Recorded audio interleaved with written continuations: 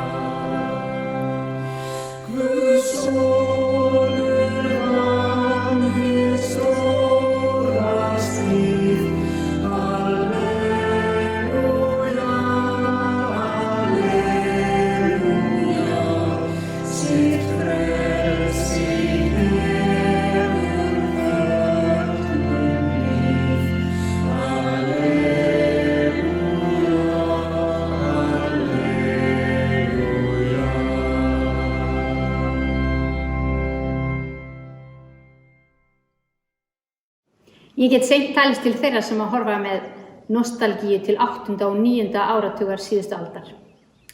Svo veiktist ég og þurfti að hanga á spítala og þurfti svo að hanga heima. Og Prime, Netflix og Disney Plus fór allt í einu að spila hlutverk í lífinu mínu. Og hvað gerði ég? Ég fór að glápa á kvikmyndir sem voru gefnar út þegar ég var barn og unglingur. Og ég verð að segja að kvikmyndir eru bara ekki gerðar eins og þær voru gerðar þá. Ég naut þess að horfa á þessar sögur sem voru sagðar rólega, nákvæmlega og ég misti ekki að neinu þó ég blikkaði augunum. Í dag vona ég að ég geti komið ykkur á óvart með því að segja ykkur hvaða kvikmynda sem situr eftir í huga mér eftir þetta hámhorf mitt. Það er Back to the Future. Já, ég veit, það er ótrúlegt. En ástæðan ekki sú að ég telji að Michael J. Fox, sem hefur reyndar ekkert breyst, skipti sjálfum sér út reglulega með því að ferðast fram og tilbaka úr fortíð til framtíðar. Né sú staðreynd að við erum ekki komin nógu langt með svifbrettin sem voru notuð svo eftirminnilega í mynd nr. 2. Sem ég reyndar held ég hafa aldrei séð á þessum tíma. Nei, ástæðan sú að myndin sett af stað smá vangaveltur hjá mér það hvert ég myndi ferðast ef ég geti ferðast tíman og litið inn hjá hverjum sem á hvaða tímaskeiði sem Kannski hafið þið oft pælt í slíku en ég ekki þannig, ég hef ekki gert það, ég ekki þessi típa. Ég reyna að spá ekki mikið í það sem að liðið því ég veit að ég get ekki breytt neinu þar. En ekki misskilja mig, ég ekkert að meina að ég vilji ekkert vita fortíðina, það ekki það sem ég meina. Ég vil vita allt sem ég get til þess að læra af henni en mér hefur aldrei dreymt að hafa einhvers staðar verið á merkum stað eða á merkum tíma. Ég hef hins vegar bara síðkast verið pínu upptekin af þessu. Ég hefði kannski átt að vera það á sínum tíma þegar myndin kom út, en ekki núna komin á eins miðjan aldur eins og mögulega hægt En ég vona að koma ykkur eins mikið á óvart eins og kom mér hvað ég myndi velja að lenda ef ég fengi einn séns til þess að ferðast aftur í tíma. Ég myndi nefnilega ekki velja að vera áhorfandi í rauntíma af því þegar Jesús reisti Lasarus upp frá dauðum. Eða þegar Jesús hélt sína bestu þrumuræðu sem við köllum jafnan fjallræðuna. Ég myndi heldur ekki velja að sitja við borðið þegar Jesús og vinir hans borðuðu saman í síðasta sinn. Né vildi ég ganga með honum síðasta spölinn að þeim stað sem hann var krossfestur. Ég myndi ekki velja að standa við hlið Jesú þegar hann hrópaði síðustu orðin í angist sinni. Eða þegar hann dró andan í hinsta sinn. Ég myndi ekki velja að vera við gröfina þegar hún opnaðist og útsteig Jesús, frelsarinn, upprisinn. Nei, það annar staðar, miklu nær okkur í tíma, sem ég myndi vilja heimsækja. Ég vildi ferðast til ársins 1944 og setjast við hlið manns sem situr í fangaklefa. Árin að ljúka, það að koma áramót. Hann nýbúinn að skrifa undurfallegt ljóð, sálm, sem hann ætlar að senda fjölskyldunni sinni. Sálmurinn svo uppfullur af von og trú, en aðstæðurnar eru allt aðrar. Hann umvafinn vonleysi og veit að það ekki líklegt að hann fái að lifa mikið lengur. Ég stödd í fangaklefa Dietrichs Bonhoeffers, þegar hann skrifaði sálminn af kærleika í hljóðri vernd umvafinn, von guten Mächten wunderbar geboren. Hér brot úr sálminum. Af kærleika í hljóðri vernd umvafinn. Í dásamlegri huggun dvel ég við. Þín náð yfir allan vafa hafin. Ég veit að þú ert alltaf mér við hlið. Lát kertin brenna hlý og björt upp lýsa og bæja burtu öllu myrkri skjótt. Lát ljósið sem þú sendir ætíð vísa mér veginn til þín hverja dimma nótt. En kyrrðin djúp og hljóð mig örmum vefur, þá lát mig heyra sérhvert hjartars slag. Veröldin í þínu nafni hefur, upp raust og syngur hógvær lofsungslag. Vafinn hljóðri vernd á lífsins vegi, bíð ég í vissu þess að morgni dags, að Guð með í för á hverjum degi, frá uppbrás sólar allt til sólarlags.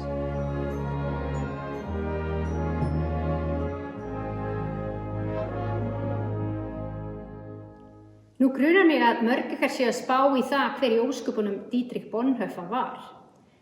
Það ekki létt verk að draga sögu hans saman í mjög stutt ágrip, en ég vona að forvitni ykkar sé vakin og að þið sláðu hann upp á netinu eftir að hafa heyrt að ég vildi frekar hitta hann heldur en Jesú sjálfan frelsarann. Bonhoeffer var guðfræðingur og prestur og einn af þeim sem veitti nasistum hvað mesta andstöðu. Þrátt fyrir að hafa vitað að hann væri að taka mikla áhættu, þá reyndi hann að nýta tengslin sín við fólk frá öðrum löndum til þess að fá stuðning til þess að ræna Hitler völdum. Hann var ásamt bræðrum sínum og tengdabræðurum og fleiri að vinna því að sannfæra menn í hernum að taka völdin í sínar hendur. En þrátt fyrir að hann ætti marga vini í Bretlandi og Bandaríkjunum og víðar, þá tókst honum ekki að fá stuðning yfirvalda þessara landa. Að endingu komst upp hann og honum var varpað í fangelsi árið 1943. Bonhoeffer var drepinn af nasistum 9. apríl árið 1945, svo hræðilega stuttu fyrir stríðslok. Guðfræðin hans var sterk, hún var pólitísk. Hann talaði að náð Guðs væri ekki ódýr. Hann vildi vekja athygli á því að það að vera kristinn hefði ákveðið gildi og það þýddi að við þurftum að hafa hugrekki til að standa upp gegn óréttlæti og ófriði. Bonhoeffer sjálfur fékk oft tækifæri til þess að flýja Þýskaland. Í raun var það svo að í upphafi nasismann hafði hann tekið við embætti prests fyrir þýskan söfnuð í Bretlandi. Hann sneri hins vegar tilbaka þjakaður af sektarkennd yfir að hafa yfirgefið landið sitt. Vinir hans í Bandaríkjunum fengu hann til að koma til New York eftir að hitna fór undir honum í Þýskalandi. En eftir 6 vikur sneri hann aftur heim. Hann gat ekki hugsað sér að taka ekki þátt í andspyrnunni. Hann var hugaður og vissi vel hversu líklegt það var að hann yrði fangelsaður og tekinn af lífi. En hann missti aldrei vonina eða trúna. Síðustu mánuðina lifði hann við mikla harðúð og fjölskyldan hans fékk ekki að vita hvar hann var. Reyndar frétti fjölskyldan hans ekki af morði hans fyrir mörgum mánuðum seinna í bresku útvarpi. Það eru 2 ástæður fyrir því að ég vel Bonhoeffer fram yfir frelsarann minn Jesú Krist. Fyrri ástæðan fyrir því að ég vildi gjarnan hitta Bonhoeffer af því að þá myndi ég hitta mann sem hafði slíka trú og kraft og kjark í ömurlegum aðstæðum, sem sá fagnaðarerindið Krist í þessu ljósi sem grunn ástæði þess að spyrna fótum við ástandinu. Það hefði verið svo mikill heiður að hitta hann. Hefði sett mig á minn stað þegar ég barma mér yfir því sem á mína daga drífur. Að sitja jafnvel óséð út í horni fangaklefans og fylgjast með honum skrifa þennan undurfallega sál sem fjallar að vera umvafinn góðum krafti Guðs dag og nótt og að geta dvalið í trausti þess að Guð umlíki okkur á meðan við bíðum þess sem koma skal. Þvílík trú. Bonhoeffer vissi ekki framhaldið þegar hann skrifaði sálminn. Hann hélt fast í vonina, en á endanum var hún fórnað. Hann var drepinn. Hann steig ekki úr gröfinni eins og Kristur gerði, en hann fórnaði lífi sínu í þeirri von að bjarga öðrum. Slíkan mann hefði ég vilja hitta. Hin ástæðan fyrir því að ég vel Bonhoeffer fram yfir frelsarann er að ég veit hver framhaldssaga frelsarans er. Ég veit að hann reis upp, hann sigraði dauðan. Ég trúi þeim sögum. Ég veit að frelsarinn dó og reis upp fyrir mig. Ég þarf ekki að sjá það. Ég skil og trúi því að allt þetta hafi gerst fyrir náð Guðs. Að páskahátíðin sem merkingarfyllsti atburður allra tíma fyrir mig og allar kristnar manneskjur er yfir allan vafa hafinn fyrir mig. Bonhoeffer trúi því líka og var tilbúin að leggja líf sitt í sölurnar fyrir boðskap fagnaðarerindisins til þess að aðrir geti öðlast frelsi. Eina vopn hans var von, trú á náð Guðs, penni og blað. Við hann hefði Kristur sagt, mikil er trú þín. Gleðilega páska. Kristur er upprisinn. Kristur er sannarlega upprisinn. Amen.